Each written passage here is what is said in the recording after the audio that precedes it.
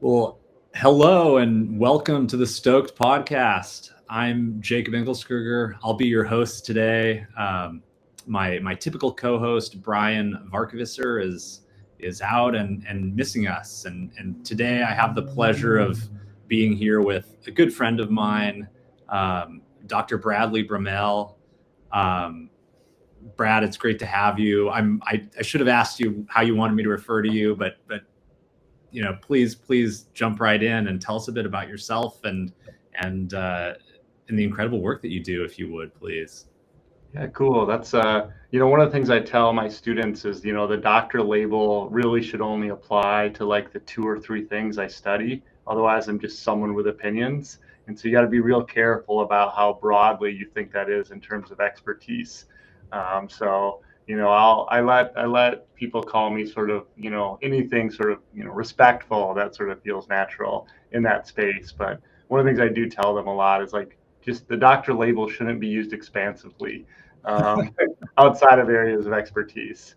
But yeah, I'm coming to you from a cold day for Houston down here. And my main role is a professor of organizational psychology. But in addition to the research and teaching that I do, I also do some speaking, some executive coaching and consulting work with organizations, and really trying to move them in ways that make them healthier broadly construed, but especially around worker autonomy and worker well-being and career progression that fits their overall lives. It sounds like some pretty impactful work, and I sure know it is. Um, Brad, one of the things that I wanted to ask you about today is how the world uses the work that comes out of your industrial organizational psychology field to solve real world problems in industries. And I'm wondering if you could maybe share some examples of kind of what you're describing looks like, practically speaking. Yeah, I mean, I think the biggest thing that we do in organizational psychology is to understand like the workers within the system. And I spent like a whole semester one time having all my lab try to figure out how to explain the field to other people, the elevator pitch thing, because Mm-hmm. it gets pretty complicated. The field comes from an industrial basis in manufacturing and an organizational response to humans in the workplace, sort of in the 60s, in terms of thinking about the name. And we won't change it to work psychology like they do in Europe because people are wedded to the name. But what we came up with is the thing that we do best is measure people on things relevant to the workplace. And so what I tell people is if you want a customized solution to your people challenges, you have to be able to measure them.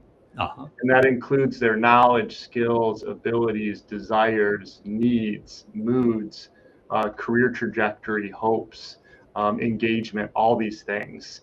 And so without that measurement, all you're doing is saying something worked for Google, and benchmarking off that. But you don't have a sense of whether the solution would actually fit your goals for performance and well-being within your organization for the people that you have. And so that measurement piece is really the crux of if you want to change something about your company, it makes sense to actually see the impact of that change on the people or to find out if they even want it.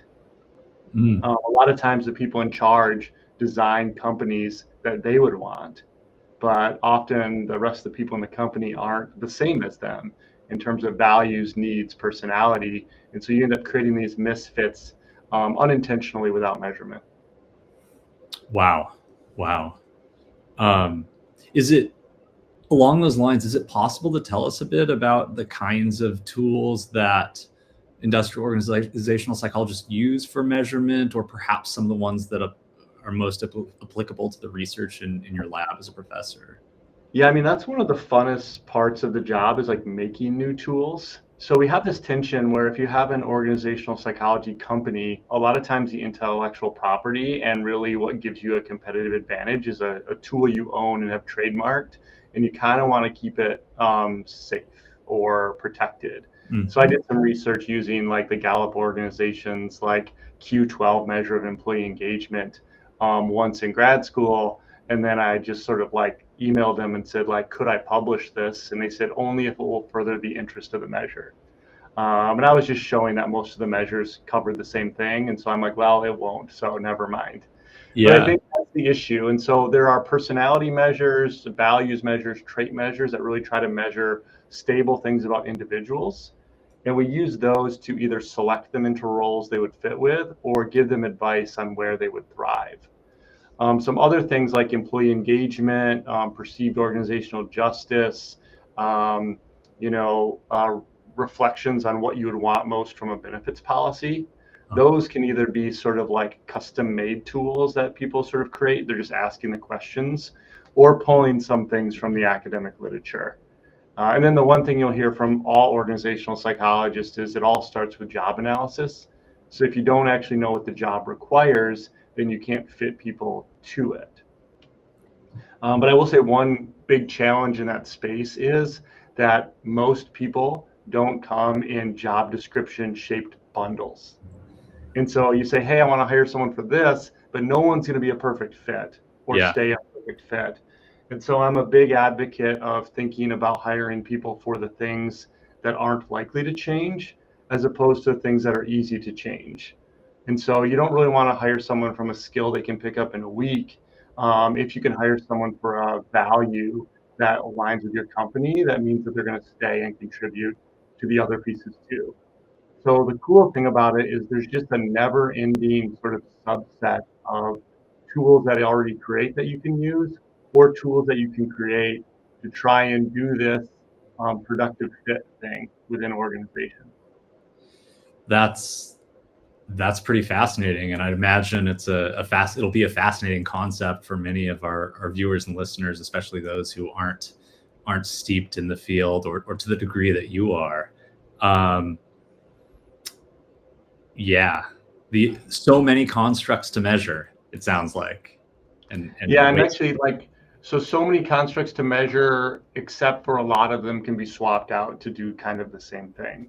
And so one of the things, there's a famous IO psychologist, one time I talked to him, he said, the problem with our field is only like 8 things you need to measure, but that doesn't help build careers. And so we have like various versions of all 8 of them that people build out and sort of claim.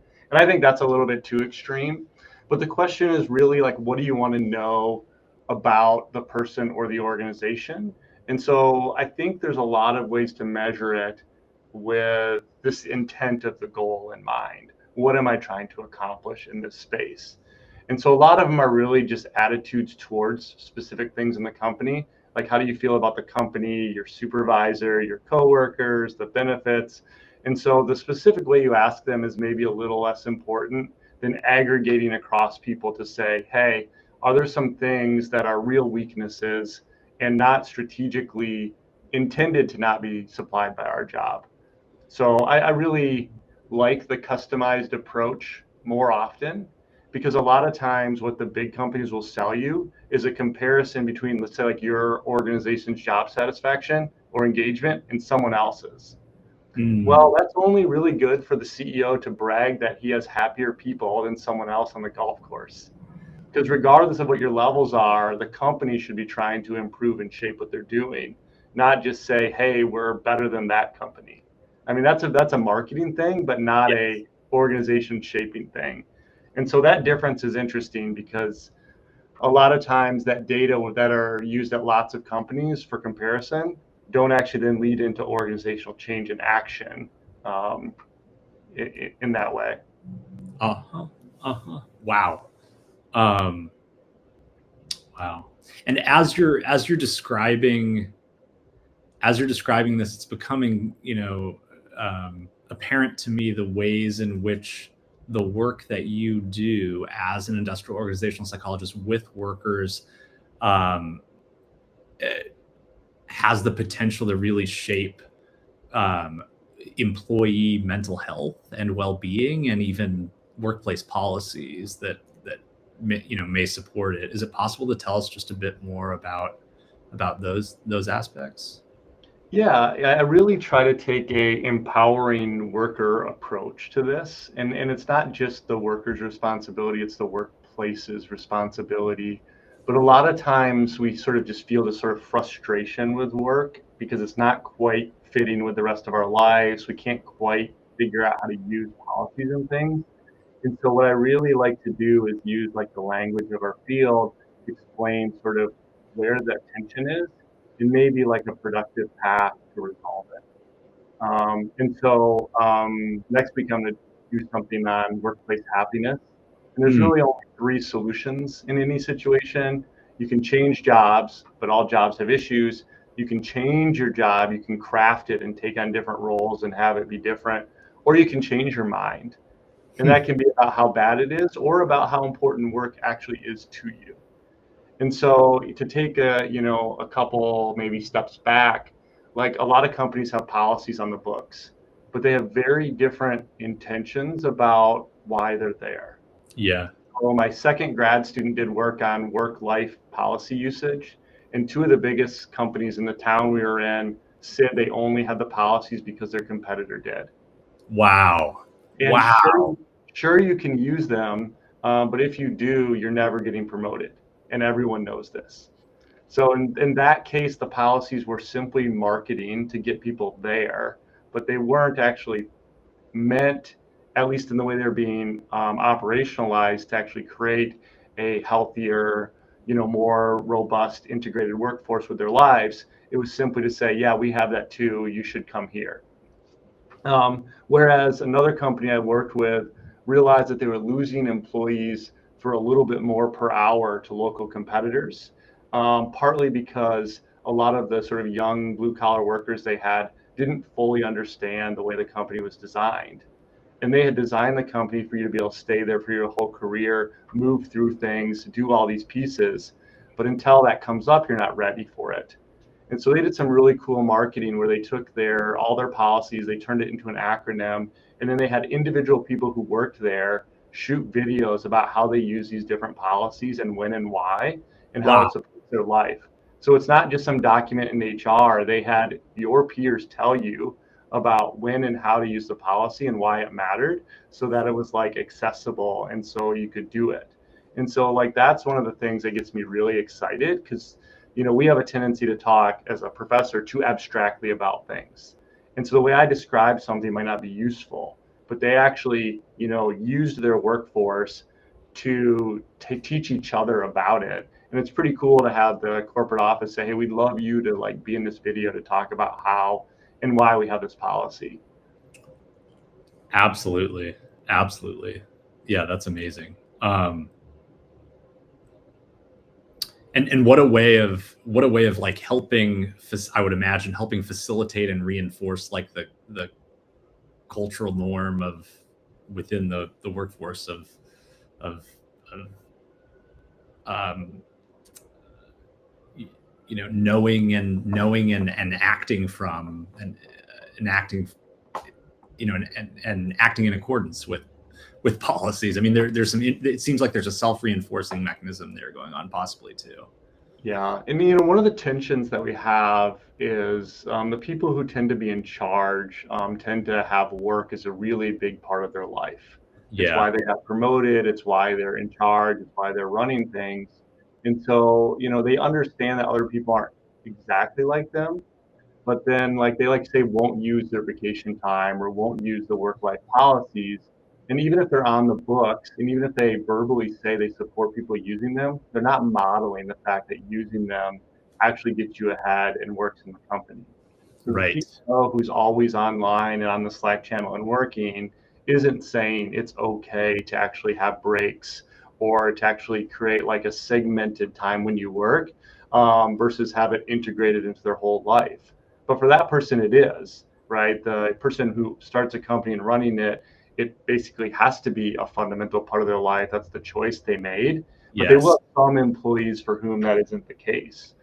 And so it really requires a lot of intention throughout the company to model the type of work-life relationship you want to have.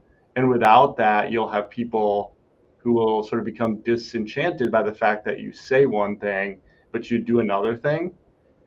and then it's just very unclear. And so then they have to look for cues. What happens if I actually do take this 2-week vacation? And so then it becomes sort of this cultural discussion, instead of just saying, no, we created the policies for people to use for this longer term vision of what the company can be. Totally.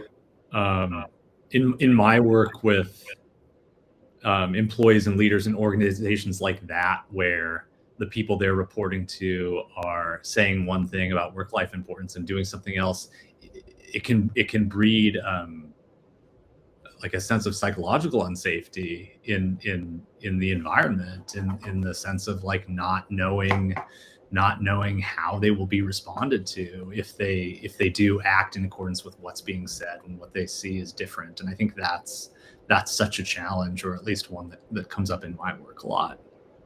Yeah, and one of the pieces of this too is like there's a lot of like understandings of what work is. And so in the US, like people will create for themselves, there's a good term called like a psychological contract.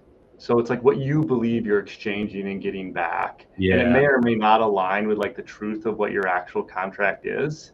And people do have a tendency to become attached to their workplace if they're sort of like healthy attachment systems. But the workplace can't actually return that love because it's actually just an entity, like a legal entity in a certain way. And so there's this like asymmetry then of people who are healthy and doing work, and then they tend to defer, I think, to the workplace broadly and their supervisor, as basically a substitute parent. Like if you want to thing. Well, then, that person gets deferred to beyond what they should. So like I'm a really big believer in like the value of sort of low power distance. So for my students, like in certain situations, I'm the advisor for their dissertation. But outside of that, I don't think I should have any structural or sort of psychological power over them in that way. But in a lot of workplaces, that's what it is. You're trying to please your supervisor, and you think about them more broadly than they are. Not just a person who happens to be structurally in your company, who assigns you work and then sort of judges that, but as someone who's like somehow has more status in the tribe. Yep. And so this effort to please them, in kind of either explicitly or implicitly in your mind, keeps you from sort of drawing the boundaries between what's work and what's respect of the work position and sort of your broader life. And since work is less flexible most of the time than your other work roles, you sacrifice or do more for work simply because the expectations are sort of clearer. And so one of the things I really try to work with is try to get empower employees to understand the labor market for their labor, to understand like what the company actually is and isn't, right? What it can do and the degrees at which it can't love you back. And I'm still in the midst of sort of trying to recover from my previous institution that I feel like I gave a lot to naively. that I couldn't be sort of requited. So I knew what I was doing, but I was just like, oh man, like, I don't know, helping people wrestle with those things is interesting to me. Yeah, and it sounds like you have your own lived experience of it as well, which a little bit. I mean, universities are uniquely good at tribalism, right? They have mascots and teams and songs and, clothes and all these other things. Yeah. And so, it's easy to get caught up in that a little bit. Sure. And again, it benefits both sides, right? So it's some good tribalism. But you don't want to take it too far, I suppose. Totally. And I also appreciate your point about the tremendous significance of like cultural norms and notions about the relationship and duties of the employee and to the business, and what that relationship looks like. I believe you referenced kind of culture in that. Am I correct in that? Yeah, culture, attachment. Yeah, this idea of like what work structures are, and there's just like, well, you should work hard and then you'll get rewarded for it. I'm like, Yeah. that's probably true on average. If you don't work hard, eventually, like people will notice. But to Yeah. think that there's some kind of karmic or one-to-one payback in the future from an organization is probably a little naive, because the organization might not even exist in the future, or the person that you did something for won't exist. And so having this sort of longer term communal exchange with a organization is Yeah. like a risk on your part. And so I try to help people sort of see that and then to understand what's happening. I worked with a company that sort of made a deal with some venture capital that, if they doubled in size in 5 years, they were going to then like sell the company, and, some number of the people were going to get rich. Well, most of the people at the company were just going to be asked to work really hard towards a goal where, if successful at the end of it, they would just get a different shirt, like a polo with a different logo on. And the Uh, person they worked hard for would retire and leave. And so, again, when you make that ownership deal, you have employees in the system that have fundamentally different deals. And trying to pretend that they don't, or not fully wrap your head around it, is like what some of the people sort of on the ownership side will do, and say like, this is going to be great, like we're going to all win together. And it's like, well, actually, no, that's not actually the deal as it is structurally in the company. uh-huh. Uh-huh. Yeah, and you're absolutely. And also I did want to highlight this piece about um your like I too see employee relationships with the corporation they work for and the business they work for through an attachment lens frequently. And I find it really hard for a lot of people to I find this perspective that you and I have, Brad, really hard for a lot of people to like consider or adopt, even when it might be helpful to them. And I'm wondering how much you bring it to the forefront of your coaching and client work, and if there are if there are other, aside from our conversation as practitioners, as with my limited academic background and your substantial academic background, um, is this a framework that comes out for you in kind of more practical conversations? And before you answer that, I need to turn my heater off. Sorry, burning up. Go for it. Absolutely.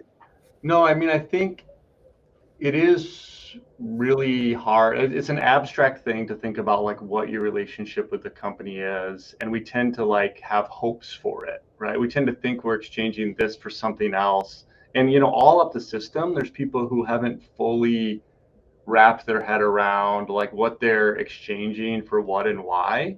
And so I think that, and for many companies, I mean, IO psychology, used to be called handmaidens of management, or cabana boys, if you want to cover both genders, where our job was to trick people into working harder for the same amount of money, and to sort of not realize that structurally for the organization, sort of they were disposable.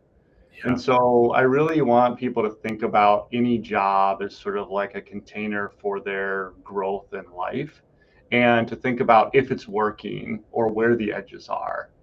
And, one time I actually had someone, and I want to make this out into a broader activity, but I had him like list everyone in the company he would need to trust to be able to work there effectively.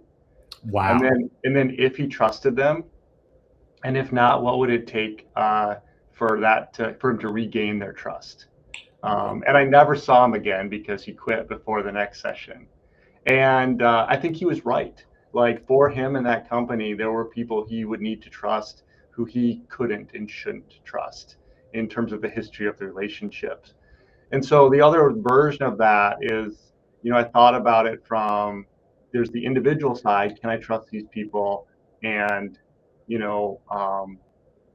should I? But from the organization side, we hope the organization will deliver on what we want from them. And so trust is making yourself vulnerable to another entity to deliver like what you asked of them.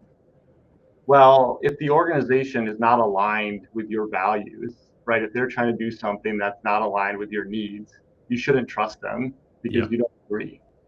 And if the organization isn't capable of delivering what you want from them, you shouldn't trust them either. So trust is capability and motivation or intent. And we often think about it as like, oh, I can't trust you because you're lying to me. But sometimes people just can't. And so if you're in an organization that's headed this way and you're wishing they were headed this way, like you're going to be disappointed because Uh-huh. you didn't just take a couple steps back and say like, oh, I'm just wish casting at this organization. And so again, when you can kind of take a step back and see yourself within the labor market, within the company, and some of these things, you can make more intentional decisions about whether the investment of a day off with your family might actually be much wiser, both near term and long term, than that extra hours for the workplace, which, maybe the supervisor who appreciated it, may never have a chance to repay it, even if they wanted to. That's that's that's pretty profound. Yeah, that last point sure resonates. And along those lines, um, I'm so curious if there are other ways that your research and your professional work have influenced, your own work-life balance and boundary management strategies. You mentioned that example of how you navigate the power structure and break it down with your graduate students is sure resonates with me. But I'm wondering if there are others that you'd like to share. Yeah, like I'm trying to sort of, I realized at one point in my last organization that I had basically taken on an identity of some form of an activist. Like I was explicitly trying to change the structures of the organization to, I joke, I say bend them to my will, but make them actually what I would consider to be just. Uh-huh. And so I spent a lot of time doing that. And then it sort of reached a point where, like, for my own sort of thriving, it was better to go to a new place than to sort of continue to try and shape something that, you know, whether it could be shaped, it was like I was spending too much energy on that. Yeah. And so then I was like, well, if I leave, what do I want to be? Because I have this sort of ready-made habit of saying, okay, I'm going to go in and fix structures because I've been practicing that for 5 or 10 years. And so then I said, okay, but what if I like want to instead be more like available and share wisdom and be more like an elder than an activist? Mm-hmm. I've been trying to do that. And I've also been trying to sort of schedule in things that aren't just work. So as a professor, like I almost never have to be at work, but I'm always never like very far from work in terms of being available by email and thinking about ideas, all these kinds of things. Yeah. You Yeah. know? So right now I'm doing this yoga teacher training to like pull me out and do something very basic that I'm like a total new learner in again. And so that's just helpful from a perspective of like try a new thing, build in the next thing as you move forward. And then just this idea with boundary management between integration and segmentation is sort of the Yeah. two big ways we do it. So if you do integration, which is the idea that you integrate work and life, you might go to a dentist appointment during the day, but then work later and then be available at night. And so you can do both work, life, and life things, but you kind of mix them throughout time and intention and attention. But the segmentation one is like I'm at work during these hours, and when I'm not, I don't think about it, work on it, or check it, right? And that's how some government jobs are designed, how a lot of hourly jobs are technically designed. And so to do that well, the supervisors have to remember that their workers don't have the same deal they do if they're salary. Yeah. Well, in my life, I've kind of done a lot of like 7/6s as kind of a work schedule. Like I work every day, but never a full day. And I've come to see that it's probably healthier for me to have some days, some weekends where I just completely segment off work. And so I've been playing with some of that in a way that I didn't do before. Uh-huh. I think in my earlier days, my mindset was always on my work self.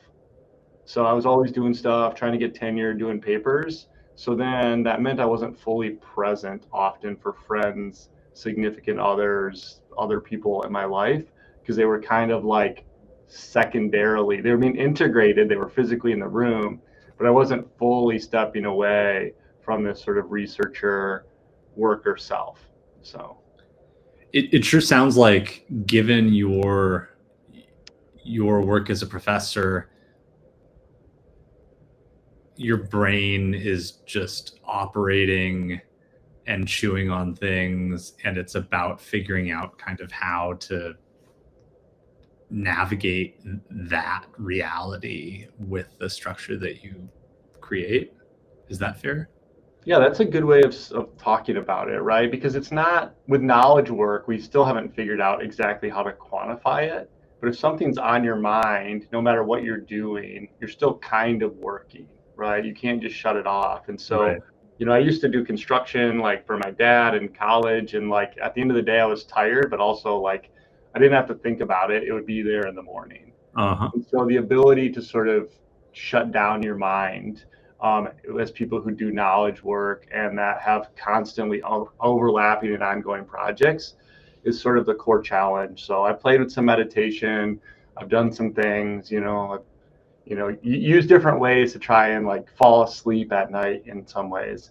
But that is a challenge that they don't talk about with this kind of work. I have tons of freedom to be where I want, when I want, Yep. but to truly shut your mind down on the ongoing challenges, there's no one there to say you can let it go for a few days. So Totally. You have to have ways of doing that for yourself. And I can sure relate to some of those challenges with the kind of work that I do and we do here at Stoked. And it's a perpetual journey and learning experience to like kind of figure out where those boundaries need to lie. Like for myself, to figure out where those boundaries need to lie, and to assess all of the data points that like are relevant, and like make good decisions, or like make the best decision in the moment, and kind of try and iterate and change, and all the things that have to happen with this kind of self-experimentation, which is yeah. Really. And it is a little different with work that you love, right? So if it feels like a calling, if it feels like an identity, you can say like, well, I'm always going to be doing something like this. Yeah. And then I think part of the thing that I'm moving towards understanding is just, to be able to articulate like how you've chosen to work and like what areas you're in, and then to allow other people to sort of make autonomous choices on if that's something they want to be part of. Yeah. So I think that's the other part too. So it's this negotiation and understanding that like, I'm pretty sure this is like a good fit for me, to let people like know if you're going to enter in, kind of any type of relationship with them, navigating parents, family, friends, that's a choice you made, I guess. So I still keep going back to arming people with the stories to explain what they're doing to themselves and other people is really helpful in making the choice. So it's not just I'm going to have boundaries. It's like I need to be able to skillfully explain them to myself so I can use them, and to other people so they can respect them. Absolutely. And those skills sometimes need to be cultivated, often need to be cultivated, right? Yeah, absolutely. And it's like learning what other people can hear. So my colleague here, Vanessa Patrick, has a cool book on the power of saying no. And one of her big pieces is if you create personal policies for yourself, when someone asks you to do something, you can be like, I have a policy that I don't do this thing on a Tuesday. And then you're not rejecting them. You're like checking what you made as rules for yourselves to thrive. And that's just a lot easier to say than like I don't feel up to it or something right now, which feels like a blow off, an excuse, you're not strong enough. And so there's a lot of ways in which we kind of trap ourselves because we don't have the affirmative self-focused language for what we're doing. Mm-hmm. And then the other people are like, well, is it about me? What are you doing? And so there's some pieces of the psychology of, ego defense on both sides that can help us think about, the best ways to skillfully set these boundaries. And I'm by no means a guru or a prototype at it. And maybe I'm so interested in it because I struggle with it so much. So, I mean, isn't that the case for so many of us with the things that we do and study? Yeah, I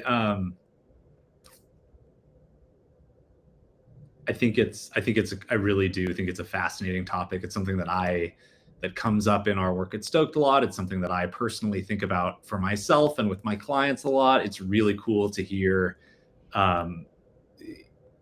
about your, it's really cool to hear all of your thoughts on it. And I hope that these ideas and our experiences and challenges are certainly helpful to our listeners in thinking about and kind of better understanding their own boundaries with work and life and how they'd like to approach changing them, perhaps. yeah, one of the pieces that's maybe most it's on my mind a lot right now. I've done some work with narrative coaching, they call it. A guy named David Drake sort of has this body of work available. But one of the points I think that maybe I've taken away from that is that Yeah. once you're kind of an expert or know what you're doing, the point is to be prepared to be present for a meeting, for a discussion, for your work, not to prepare to perform or be perfect. And so there's a point at which you know what you're doing, and the 15 minutes before the engagement shouldn't be reviewing notes and scribbling things down and trying to get it perfect. It should be meditating or listening to music or taking a walk or whatever it is to be as fully present as possible in the moment. And so, like, people say, oh, I'm productive because I work 60 hours, but you weren't present for any of them.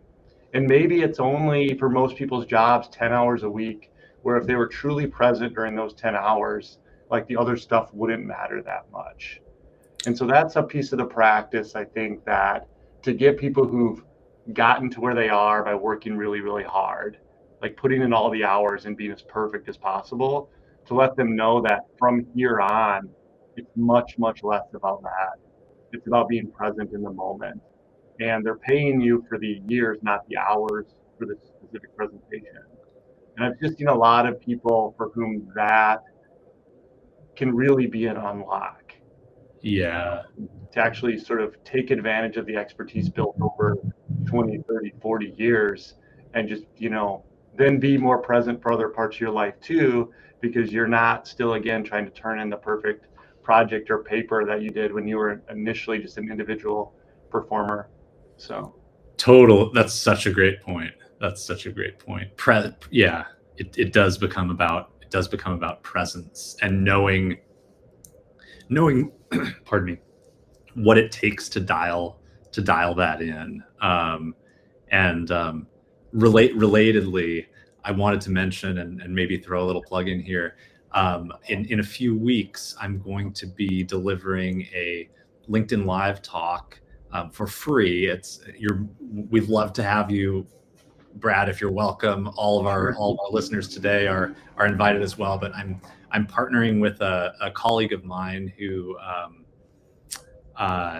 works with in this is very, very active in the startup space in tech and biotech here in the Bay Area, and the two of us are delivering a talk on essentially presence and simple behavioral strategies for attentional management and focus to get the most out of time. And so there's a bit of a productivity kind of angle to that, but it's also the kinds of things that we'll be talking about in a few weeks are largely going to be the related to attention and presence and enhancing focus. And it's such a key challenge for so many knowledge workers we encounter.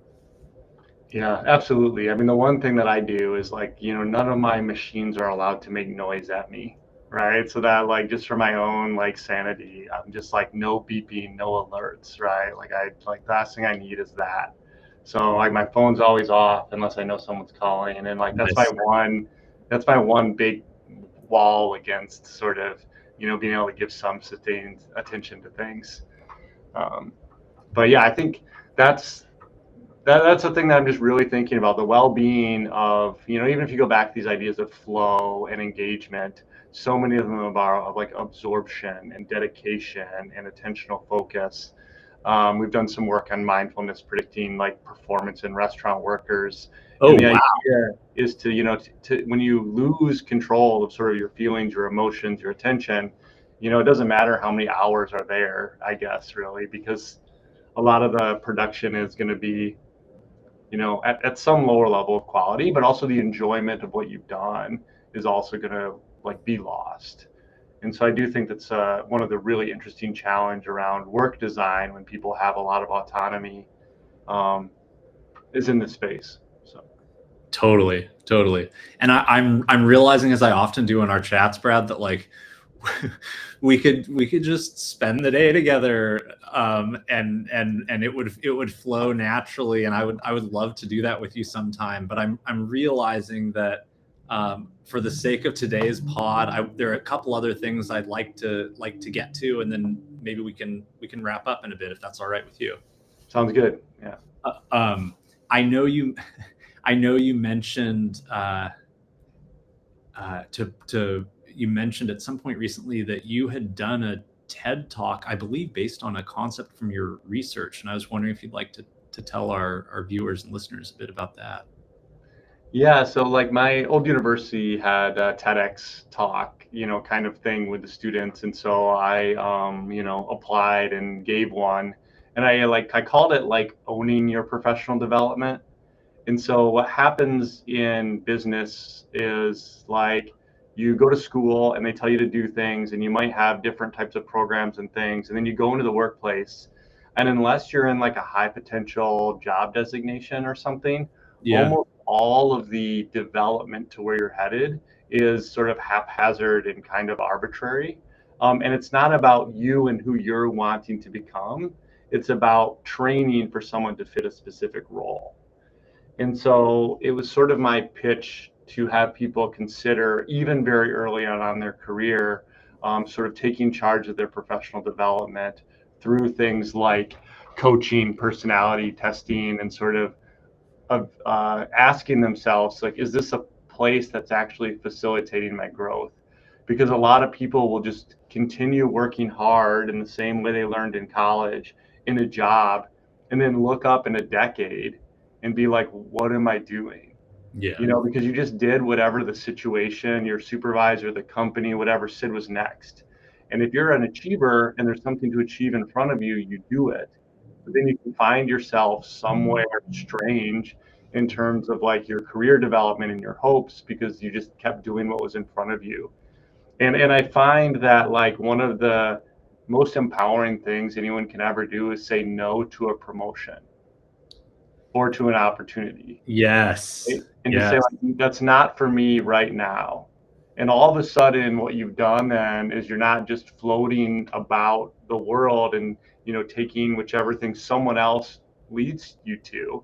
You're actually saying, you know what, like, that's not ideal right now for where I'm headed, for the amount of time and attention I need to give to my family. I don't actually like the work. It's all these things. And we joke about it in academics a lot, but department chairs are suckers who needed to achieve the next thing, so they said yes to this job, which like isn't like actually an honor. But there's things like this in every company where there's like promotions, Yep. but now all of a sudden you can't segment your work. So if you get promoted, you see this a lot in actually the hospitality industry. If you get promoted from waiter, or bartender to manager, all of a sudden, like, you're getting paid less, you're on call, you might have insurance, but you're in charge of all these other people. Like, what did I do? Like, I got promoted and like don't want to do any of this. And it's hard to take a step back even after you realize that. So a lot of people will switch companies rather than take a step back within the current company because that feels like a failure. So anyway, so the whole story was just a simple introduction to things that we can measure with tests like values, derailers, personality traits, in ways you can think about which roles or positions might help press you and move you to the next steps. Because if you're signing up for someone else's development program, they'll develop you into a useful contributor to their company's profits, but that may or may not be the person, who you want to be. So Yes, that's fascinating. I can't wait to see the talk. Would you mind sharing what it's called so that folks can find it? I think it's called Owning Your Professional Development or Owning Your Own Professional Development. It's one of those two. Awesome. But if you actually Google TEDx and my name, you can find it too. That's perfect. Thanks. And we can find it and throw it in the show notes. Sure. So people can access it, if that's all right with you. Yeah, absolutely. Thanks. Just a couple more questions for you, Brad.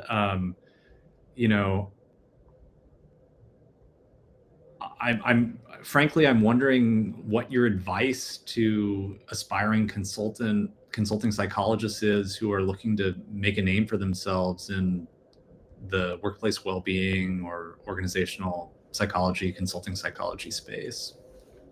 Yeah, I think the issue with trying to do some sorts of like sole or just a few people company where you're doing consulting and advice is it's really easy to say I'll do anything that someone will pay me for, and then you kind of end up being a very sort of generic, broad-based sort of consultant, and you might be doing good work, but it's really hard to sort of optimize that from both a marketing and just a delivery perspective. And so I do a very sort of non-strategic approach to the work I do, but it's because it's part of my sort of service to the profession and the city, sort of as it's part of my academic job. But I think the idea of being a professional is like really helpful in this space. And so professions are defined by quality of work and values that people have in terms of what they're willing to do and how they do it in what way.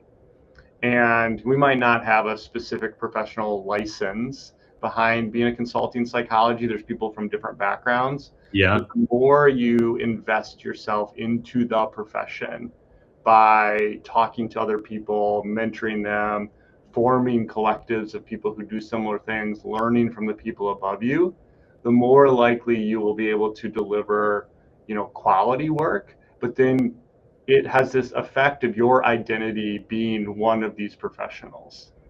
And so you're not just someone who's out there doing whatever you can to get paid. You're like in these spaces. And when you run into somebody who's trying to get you to do something that you maybe find questionable or unethical, then you have a network full of people who are like actually wise, who've been there before. So these are people who said, the best thing I did was turn down this work. Yeah. Or I walked away from these people and now I got hired by someone else in the company because they watched me walk away and they knew I had integrity. So all these things that show up in terms of just actually acting from your values and from what you are, like need a tribe, professional group that actually will support you, because otherwise you'll get pulled into doing things that are, you're not the best person to do them. They might not sort of be a good use of your time, or they'll really stretch your ethics basically around what you're doing. And so, the way to not be alone is to intentionally invest among the professionals you respect the most, because they'll pull you along into sort of becoming one, maybe a consulting psychologist that you're proud of. So. I think that's an absolute, that's amazing advice. And I'm so appreciative of you sharing that with our viewers and listeners. There's a piece of psychology that's like a huge answer to things that we always forget because it's so obvious. So if you go back to social psychology, they did all these studies around like who you end up liking and who you end up hating and like who you end up like sort of working closely with. And like the simplest answer is proximity.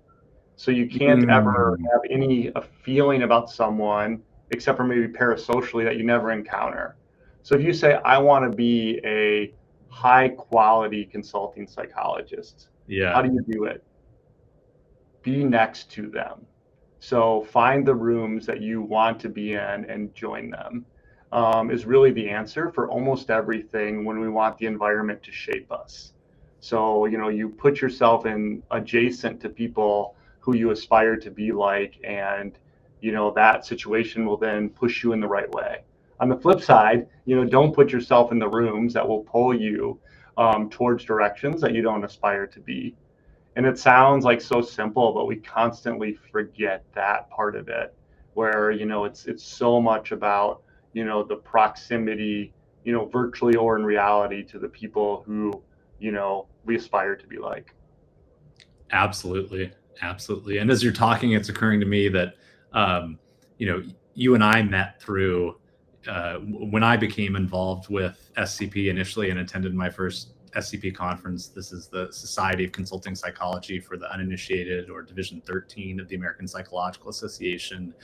It's a mix. It's a group that consists of a mix of industrial organizational psychologists like Brad and folks with more clinical or counseling backgrounds like myself, as well as some others. And I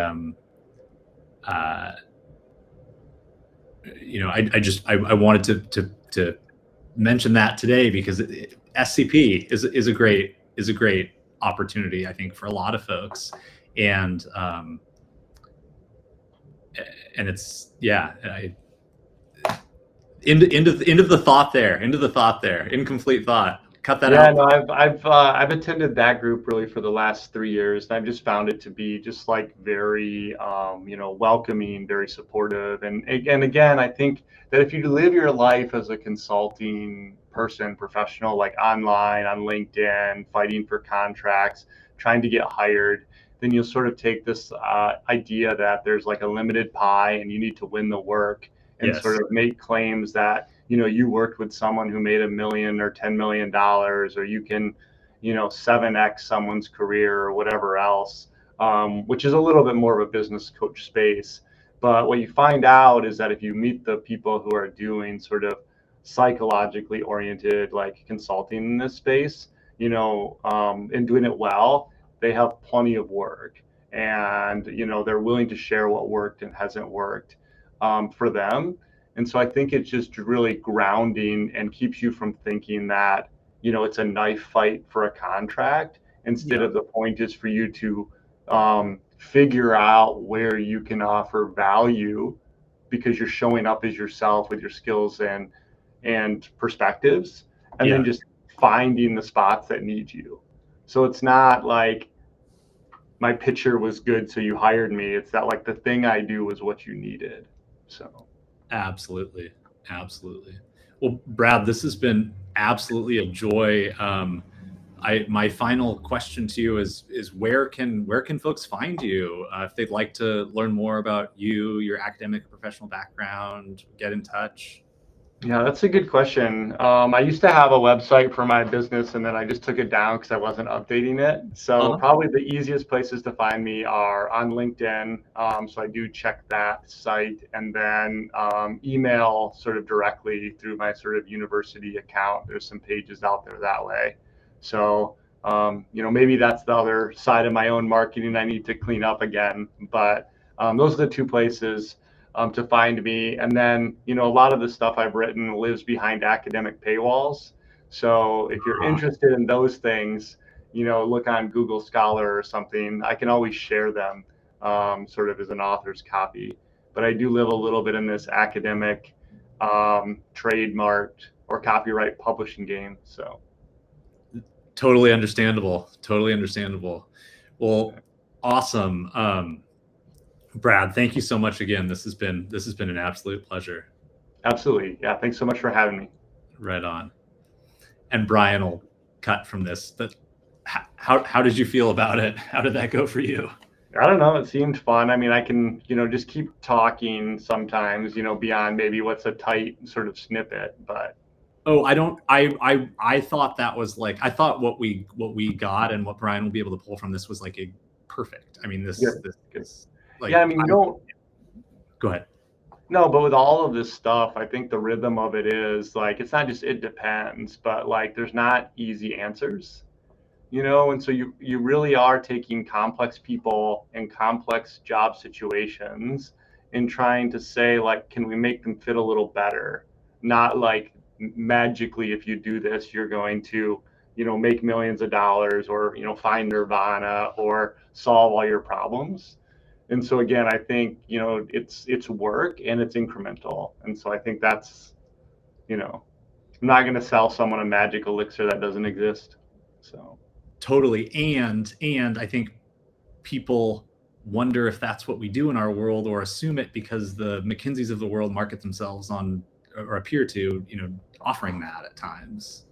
I mean, that's cool. That, like the non science based folks, right? Yeah, it's just not customized, right? I mean, if you watch something like House of Lies, I don't know if you've ever seen that show with Don Cheadle, but it's like, it's worth watching. But like, they have, they're just basically corrupt consultants, and so they do all kinds of like, crazy stuff. But like, yeah, if you just have some generally attractive, smart 24-year-old hired out of the Ivy Leagues just standing there with a suit and a business plan, that's the same business plan ChatGPT will give you. Then you're like, what exactly is this thing we're doing? And I really try not to, I mean, I'll give talks, but if you're not embedded in the company enough to kind of make sure they do like a full life cycle, like on like a job attitude survey, it's not going to matter. It's just going to bounce off the atmosphere. And so you really need to be there through the strategic action plans, the fact that they only can do 2 or 3 things in any given year or cycle, and to actually have them respond to the feedback they get. And so, that work I think is more fulfilling, but it's, it's lower margins and it's, more time. And so. Absolutely. It's a different kind of work. Well, Brad, this has been like really, really great. And I wish this wasn't the case, but I'm going to have to go in a couple minutes and have some lunch before my clinical my Friday afternoon of psychotherapy patients. Absolutely. No. But again, like I said, this was fun, and, I'm happy to chat more. And if you all think I have some useful value, to bring to your company, or to just chat sometime, like, I'm happy to do that. So, I'll put it this way. We all know and have discussed all of the incredible value that you have to offer. And I think at this point, it's just like Brian and Ian and I, and I think it's just at this point, just a matter of like, kind of figuring out like what kinds of like kind of how to like where we want things to go, and we've been me and Brian and Ian's like meeting schedule has been really tight post conference, but we'd love to loop you in sometime soon to meet with the 2 of us. Sure. If that's cool, and I can have Brian coordinate. No, that is cool. And like the part of it is like, if I have anything that I've sort of concocted in research or whatever, that becomes like sort of like, what, we could really use this tool and put our own spin on it. Like, that's awesome. So it really just depends on if there's like pieces of that would become like, proprietary or not, like something useful for your work. And then sometimes we can actually use those same things on the back end and do like research studies on them. So the students can sort of take stuff and, kind of validate it in whatever way makes sense. And so there could be some nice alignment there. Oh yeah, I'm absolutely. And Ian is especially like intrigued. I mean, we're all like really intrigued, but Ian is one of, as someone who's been in the mix but wasn't at the conference, is very, very intrigued by that possibility. And we now are working with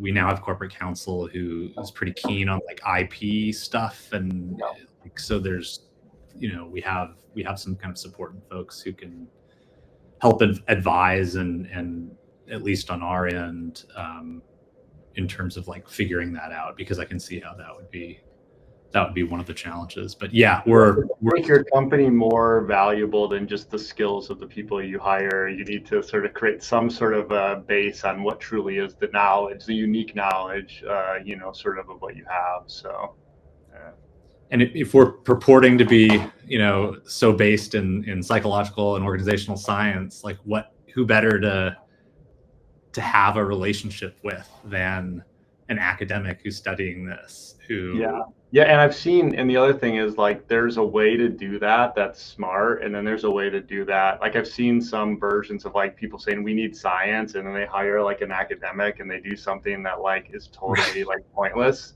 I've seen a lot of that myself. There was this company, they were doing like a best places to work in Kansas City survey. And we had a student who was like a VP, so we got a hold of it, and they hired someone to like test their survey to see if it was scientific.